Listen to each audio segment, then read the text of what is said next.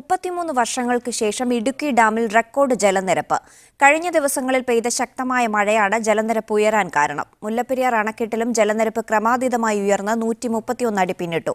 ഇന്ന് മുല്ലപ്പെരിയാർ ഉപസമിതി ഡാം പരിശോധിക്കും. 1985 ഇടുക്കി ഡാമിലെ ജലനിരപ്പ് 2373.09 അടിയിലെത്തിയത്. കഴിഞ്ഞ ദിവസങ്ങളിൽ പെയ്ത ശക്തമായ മഴയിൽ ഇത് മറികടന്നാണ് ജലനിരപ്പ് 2375.05 എന്ന റെക്കോർഡിലെത്തിയിരിക്കുന്നത്. 2 ദിവസം കൊണ്ടാണ് 6 അടിയിലേറെ വെള്ളം ഇടുക്കി ഡാമിൽ ഉയർന്നത്. ഡാമിന്റെ വൃഷ്ടി പ്രദേശത്ത് മഴ തുടരുന്നതിനാൽ നീരൊഴുക്ക് ഇനിയും വർദ്ധിക്കും. ചെറു ഡാമുകളായ മലങ്കര, കല്ലാർകുട്ടി, കല്ലാർ, മൂന്നാറിലെ ഹെഡ്വർക്സ് ഡാം, ലോവർ പെരിയാർ തുടങ്ങിയവയുടെ ഷട്ടറുകൾ കഴിഞ്ഞ ദിവസങ്ങളിൽ ഉയർത്തിയിരുന്നു. ഇടുക്കിയിൽ 17 വർഷത്തിനുള്ളിലെ ഏറ്റവും വലിയ മഴയാണ് തിങ്കളാഴ്ച രേഖപ്പെടുത്തിയത്. മുല്ലപ്പെരിയാർ അണക്കെട്ടിലും ജലനിരപ്പ് ക്രമാതീതമായി ഉയരുകയാണ്. ഓരോ സെക്കൻഡിലും 5635 ഘനയടി വെള്ളമാണ് ഡാമിലേക്ക് ഒഴുകിയെത്തുന്നത്. 132 അടിയിലേക്ക് ജലനിരപ്പ് ഉയർന്നു. ഇതിന്റെ പശ്ചാത്തലത്തിലാണ് മുല്ലപ്പെരിയാർ ഉപസമിതിയുടെ സന്ദർശനം. കഴിഞ്ഞ മാസം 15-നാണ് സമിതി ഒടുവിൽ ഡാം സന്ദർശിച്ചത്.